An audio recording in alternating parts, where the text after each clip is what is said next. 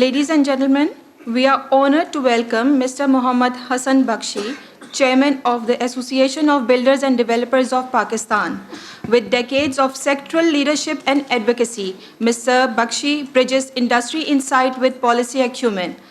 He also leads both Bakshi Builders and a thriving aluminum manufacturing enterprise. Please join me in welcoming Mr. Bakshi to the stage.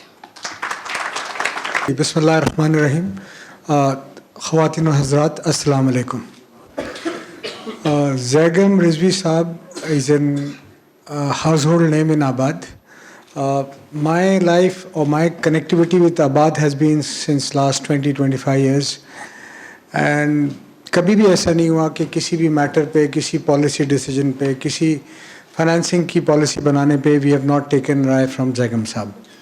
Zaigham साहब के बारे में मैं ये कहूँ, उनका सफ़र HBFC, वर्ल्ड बैंक, फिर इमरान ख़ान की टास्क फोर्स को उन्होंने हाउसिंग की ना सिर्फ हेड किया, बहुत अच्छी तरीके से हेड किया। और वो इस एंडेंजर्ड स्पीशीज़ में से हैं। जब लोग किताबें लिख रहे हैं, हालांकि आज से अभी 2 घंटे पहले एक बड़ा अफसोसनाक वाक़या कराची में हुआ। एक बहुत सीनियर लॉयर ख्वाजा शमशुल इस्लाम साहब को मस्जिद में शूट करके किल कर दिया गया। अनफॉर्चुनेटली पर ज़ैगम साहब अपनी इल्म का, अपनी तालीम का, अपने तजुर्बे की मशल जलाए रखते हैं। जब इन्होंने ये मुझसे ज़िक्र किया तो कुछ लोग मेरे साथ बैठे थे, आबाद के साथी। उन्होंने कहा कि यार किताबें पढ़ने का अब तो इतना शौक़ है नहीं, तो ये किताब लिखेंगे ज़ैगम साहब तो यस पॉलिसी मेकर्स तो शायद पढ़ेंगे, बट जेन्युइन जो बिल्डर्स हैं 1500, 2000, 2500 ये कैसे पढ़ेंगे। सो मैंने ज़ैगम साहब से पूछा तो ज़ैगम साहब ने कहा कि यार मुझे अंदाज़ा है कि इस मुल्क में किताब पढ़ने का कितना शौक़ है। हाउएवर मैंने इस किताब में अपने 40 साल के, 50 साल के तजुर्बे को कलमबंद कर दिया है आने वाली जनरेशन्स के लिए भी, कि आने वाले जनरेशन जो इससे इस्तिफ़ादा उठा सकता है, चाहे वो पॉलिसी मेकर हो या आप जैसा कोई नौजवान तालिब इल्म हो या कोई मेरे जैसा कारोबारी हो, जो भी इससे फ़ायदा उठा सकता है वो यकीनन उठाएगा, और मैं समझता हूँ ज़रूर उठाएगा।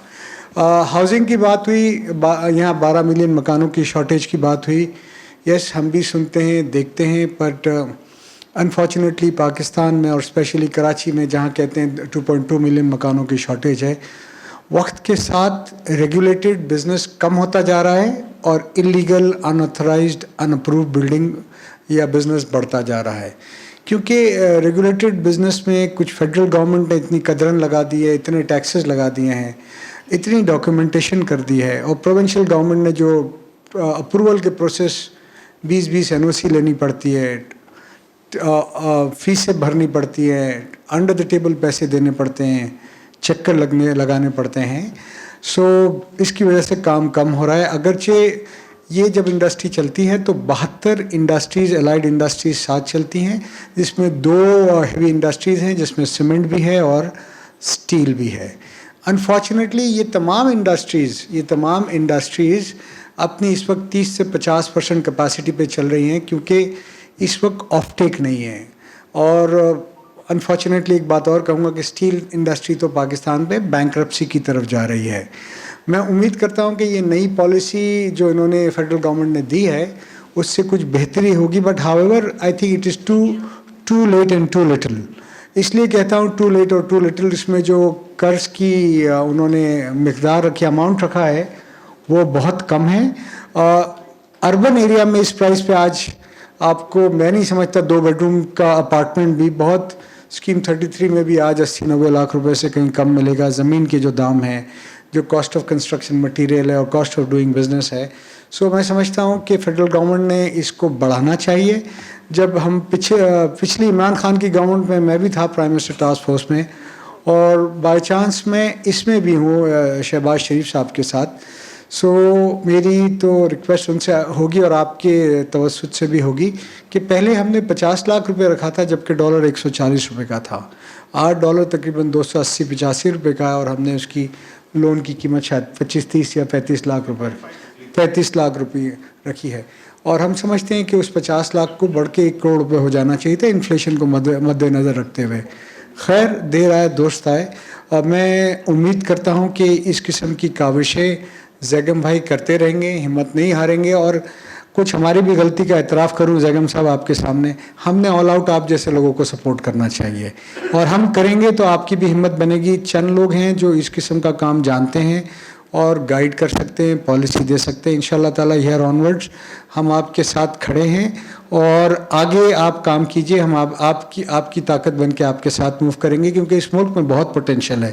میرے ممبر دبئی میں کام کر رہے ہیں, میرے ممبر لنڈن میں کام کر رہے ہیں, اور یو ول بی سرپرائزڈ اب تو سعودی عربیہ بھی کھل گیا ہے. So people are exploring Saudi Arabia as well.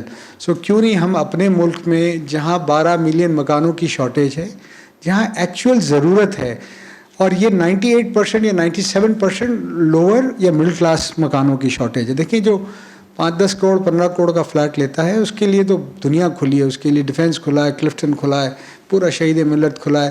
Problem اس کے لیے ہے جو پہلا مکان لیتا ہے, اور شاید اس کا بجٹ بہت مشکل سے اس کے پاس 20-25 لاکھ روپے ہوتے ہیں, اور وہ چاہتا ہے کہ باقی فائنینسنگ ملے, اور وہ رہتے رہتے اس کی قسط اتنی ہی ادا کرے جتنا اس مکان کا کرایہ ہے. پہلی جو پالیسی بنی تھی اس میں بہت حد تک ایسی چیز تھی جس کی وجہ سے میں آپ کو فگرز بھی شیئر کروں. 31,000 لوگوں نے اس پالیسی میں لون لیا تھا, اور جب میں ابھی گورنمنٹ کے ساتھ بیٹھا تھا تو انہوں نے کہا کہ 99% وہ لون سرو ہو رہا ہے, 1% ڈیفالٹ ہے. گاڑیوں کی فائنینسنگ میں بھی 3 سے 5% کا ڈیفالٹ ہے.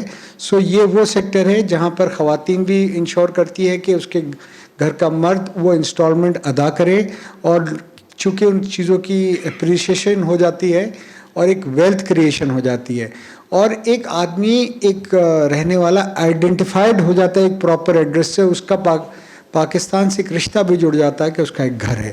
سو میں سمجھتا ہوں بینکس کو مزید اس پہ توجہ دینی چاہیے. ہم بھی بات کریں گے جمیل صاحب سے اور گورنمنٹ آف پاکستان سے بھی, فائنانس منسٹر صاحب سے, کہ اس کی لمٹ بڑھائیں اور لوگوں کو سہولیات دیں. ونس اگین زیگم صاحب, thank you very much for inviting me. I congratulate you on launching of these two books on behalf of آباد. تھینک یو جی. السلام علیکم.